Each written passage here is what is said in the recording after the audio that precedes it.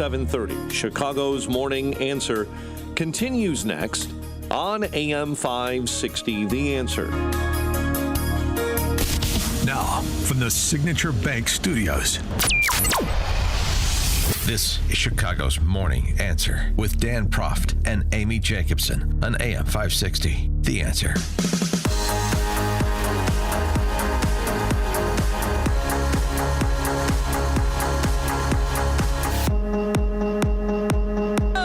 Which side are you on? Which side are you on? Tell me, which side are you on? Which side are you on? We'll fight against DOGE. We'll fight Elon Musk.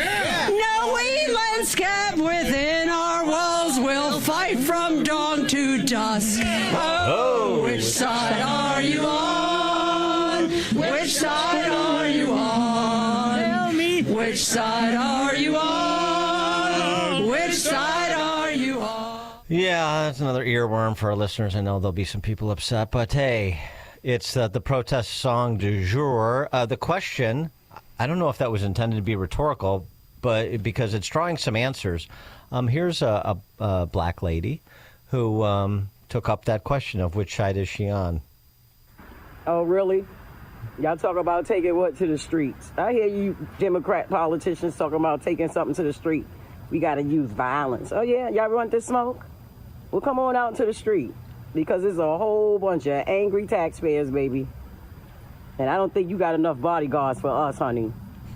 So you watch what you say. And y'all want to sing civil rights songs?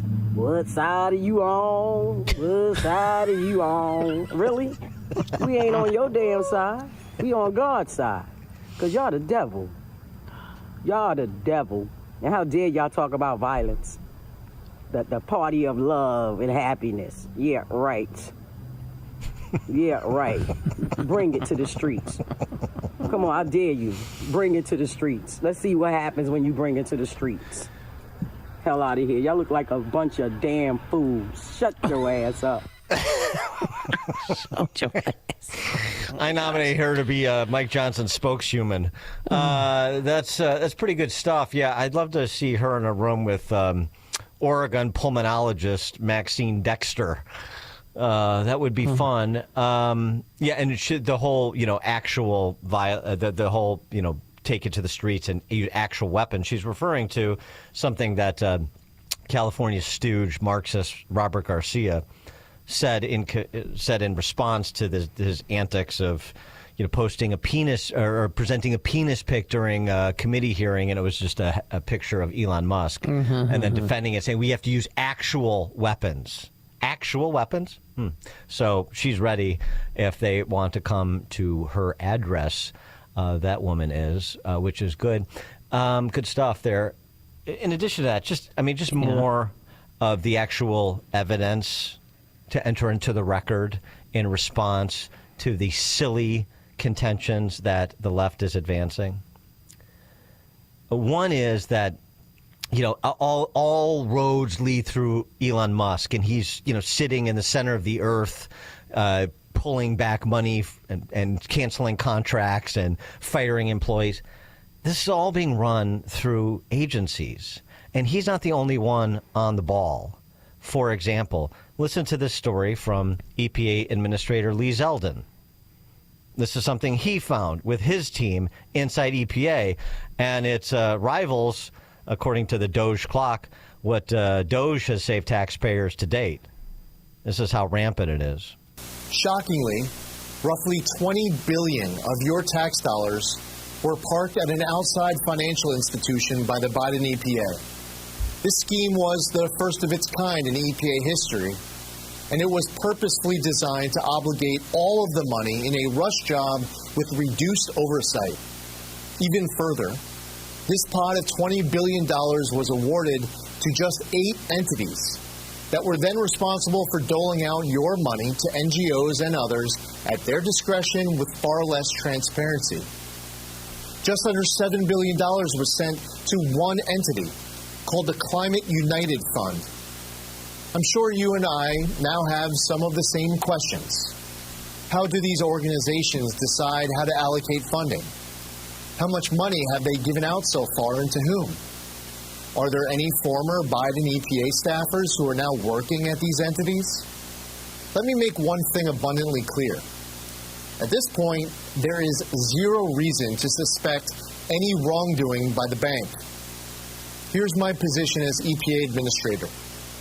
The financial agent agreement with the bank needs to be instantly terminated, and the bank must immediately return all of the gold bars that the Biden administration tossed off the Titanic. EPA needs to reassume responsibility for all of these funds. We will review every penny that has gone out the door. I will be referring this matter to the Inspector General's office, and we'll work with the Justice Department as well. Zeldin is asking all the right questions. He's sharp, one of the very good selections that Trump made. So this is a whole of government, a favorite phrase of the left. This is a whole of government approach to addressing the proverbial waste, fraud, and abuse. Something else, too, with respect to USAID, since that's still part of the protest songs. Yeah, well, they had a House hearing yesterday, too. The argument about soft power. This is America's use of soft power. These are investments that produce returns. So the chairman of the House Foreign Affairs Committee is a Florida representative named Brian Mast, who lost both of his legs in an explosion serving our country in Afghanistan. Bronze Star, Purple Heart. He's the chairman of the House Foreign Affairs Committee now. The ranking member is race-hustling Marxist from New York named Gregory Meeks. Brian Mast, and he played this in committee, Brian Mast, Gregory Meeks, and the Ugandan ambassador to the United States. Listen to this exchange that he played in committee. If a country's asking for chicken, that we're not giving them fish. Or, to be more provocative, if they're asking for chicken, we're not giving them LGBTQI, trans, whatever. Something that doesn't make us the partner of choice because of the way that we are operating on specific issues. When we spend money in those areas, it's an investment. It's not a waste of the United States money. It's an investment that we're looking at, and we want to get a return on that investment now and in the future. My name is Robi Kakongi, and I'm Uganda's ambassador. We stood with America in Somalia. We host nearly 2 million refugees in our country. But what we would ask of America is for us to agree to disagree when it comes to issues of LGBT. We have situations where we're no longer getting visas, but yet people of different persuasion get those visas. We have travel advisories, we have all sorts of things. And many of them just came out of social media, and just we never had like a decent conversation. So what we ask of America is that we stand with you as a country of choice. China's there and all those other ones are there. We just want to make sure that there are no LGBT flags hanging over the embassies and all sorts of things out of cultural respect. Just goes to the point again, are the actions that we're taking making America the partner of choice in that country or region, or are they not? And if we're not very specifically evaluating that, we're doing ourselves a disservice. That Ugandan ambassador really stuck it down the throat of Gregory Meeks, didn't she? Scott McKay is the publisher of the Hayride, senior editor at the American Spectator, author of Racism, Revenge, and Ruin, as well as King of the Jungle. Scott, thanks for joining us. Appreciate it. Hey, good morning. Happy Friday to you. It's been an entertaining week in DOGE world, hasn't it? Yes, it has. It's transformational is the word I would use. And you can see that the Democrats have absolutely no answer to any of this. And I've used this a couple times when I've done radio and I've written it. If you want an analogy for all this stuff, think of a centrifuge, right? Properly tuned, a centrifuge is a very, very powerful piece of machinery. You enrich uranium with a really powerful centrifuge spinning at a very high rate. I mean, that's how big a deal a centrifuge is. But if it's out of tune, if it's off center, the faster you spin that thing, the worse it will get in terms of throwing off parts and destroying itself. And the Democrats right now are a broken centrifuge. Their people they don't know anything other than spin it faster. And right now they're throwing off parts, and that centrifuge is destroying itself. To argue in favor of corruption and waste, fraud, and abuse in government when you're running a $2 trillion deficit and inflation is crushing your people puts you on the wrong side of every aspect of American politics. So and some of them realize it, but, you know, like, what's the guy's that Cenk Uygur or whatever his name is, the young Turks guy? Yeah, Young Turks, Cenk Uygur, yeah. Yeah, he went after Jan Schakowsky because she's like, well, manufacturing sounds like a guy, and that's why women don't want to get involved. And he's like, we'll never win another election if you start calling it woman factory. Like, and they don't want to listen to him because, well, that's not the model that we use. It's like, yeah, but your model is broken. They don't know because their whole party. I wrote about this in Racism, Revenge, and Ruin. Obama built the Democrat Party as currently constituted as a socialist community organizing party, not as a party that wins arguments or persuades people. You know, like their whole model is we're going to turn out more of ours than the Republicans can turn out of theirs. And that worked against Bush Republicanism, right? Where the Republican base didn't really like its own politicians. But along comes Trump, who actually gives the people what they want, which is DOGE, right? Which is to relook at things that don't work and be an agent of change. All of a sudden, the energy is on the Republican side, and you can't community organize your way out of this. You actually have to have better ideas and persuade people, and they're at a loss. I mean, it's like this is the end of the Democrat Party. They could be the Whigs because what they're currently offering, nobody wants. And Scott Jennings on CNN, it was early this week, late last week, I can't remember exactly when, he was like, how many 80-20 issues are you guys going to be on the 20% side of? Because you're going to lose your party because you have nothing to offer that anybody wants. And that's where they are.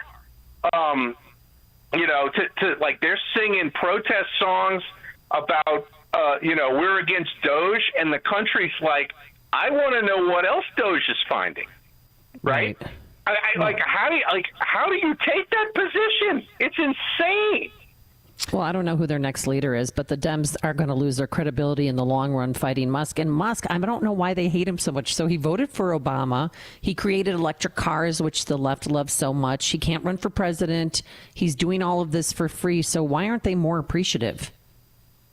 Well, and the problem is that, okay, you can try to, what rule is it? Rule 4 or Rule 13 rather of Alinsky's rules for radicals is, pick the target, freeze it, personalize it, polarize it, and so they've picked Musk as their target.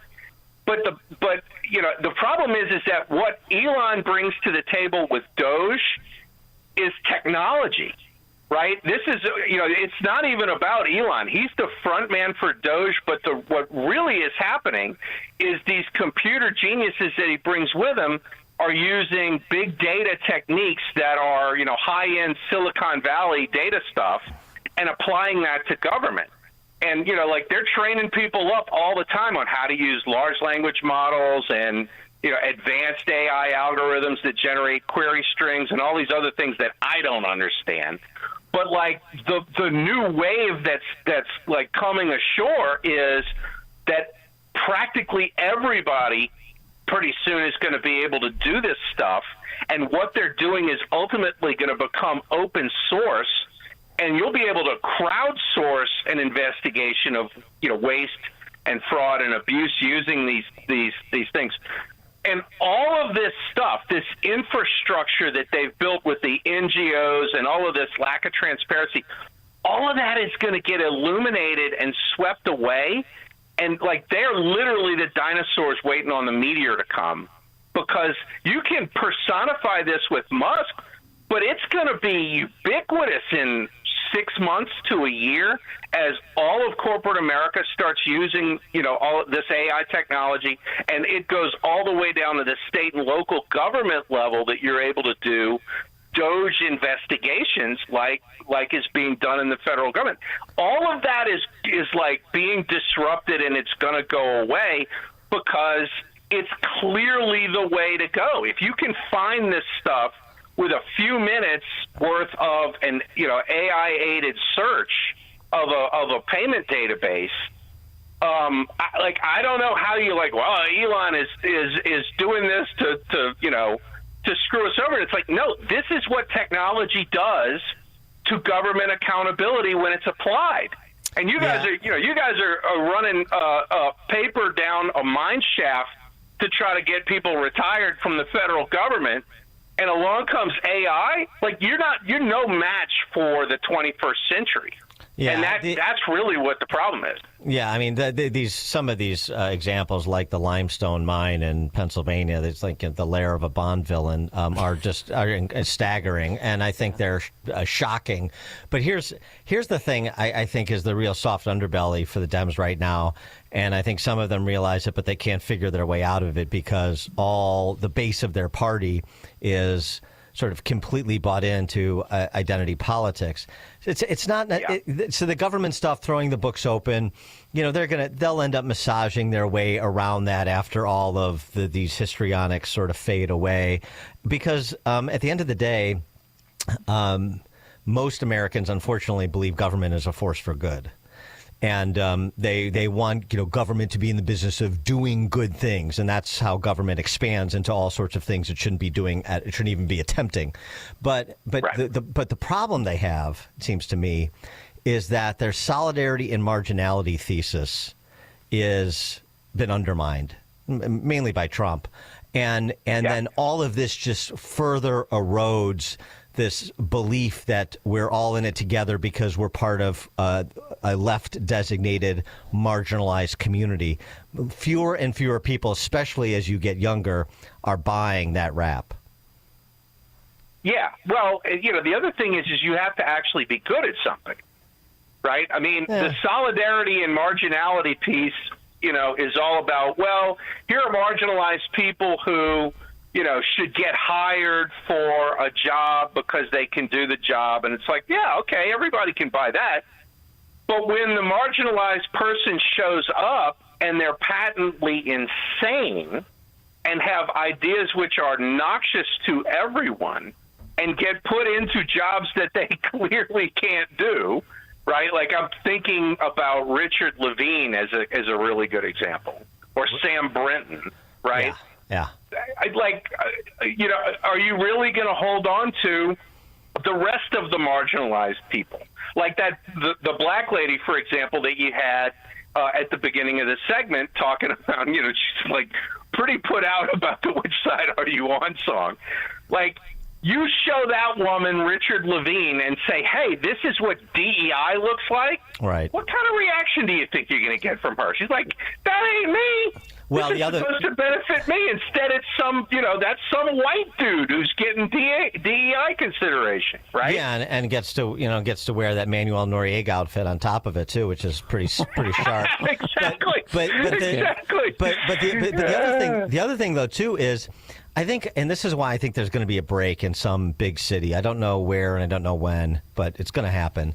I think there are more and more constituents of the big blue city model, and regionally, so Chicagoland, New York City, the full footprint, L.A. and so forth, that also say, the probationary period is over. After 50 or 75 or 100 years, and you one generation after another of politicians from the same place saying, we're your constituents, we're running to serve you, and look around and where are we at, and things continue to deteriorate. Say, well, we have to think about doing things a little bit differently, and this is where it's not they're not rushing over to be card-carrying members of the Republican Party, but they're moving away from the left as it becomes more radical and, as you say, completely unproductive for their interests. Well, you just can't go from Martin Luther King to what is this man's calling himself, the congressman from Delaware, Sarah McBride or whatever. Like you can't go from Martin Luther King to that and hold the same coalition. It just doesn't work, right? I mean, that actually offends the people who got brought into the civil rights movement with the Martin Luther Kings, right? You went from Yeah, well, and that's a perfect thing is you get it's like, hey, all of your USAID money or USAID money goes to LGBTQ stuff. We have actual needs we'd like you to help us with, right? And for the Democrats to say, look, this is an investment. It's like, yeah, it's an investment in pissing off all of these countries we're trying to make our friends. And I keep saying this, and I'm the only one who does, and it irritates me that nobody else will even consider this. We were flying, and this is, I don't know that I could put this on USAID, but this mentality. We were flying the rainbow flag over the U.S. Embassy in Kabul in June of 2021. 3 months later, the freaking Taliban had taken over the country because the Afghans were with the Taliban instead of us. And nobody makes the connection, right? This, and this is the narrative is, oh, you're gonna invite China, and it's like, no, you're doing China's work by pushing things that these people in these countries hate. And the real issue is you're not even doing that because you're putting this down as a line item. We're gonna fund sex change operations in Qatar, right? You're not actually doing that. You're saying you're doing it, but really somebody is stealing the money. Scott McKay. That's what this is. We didn't fund any sex change operations in Qatar. We paid somebody to say they were doing it, and then the money went right back to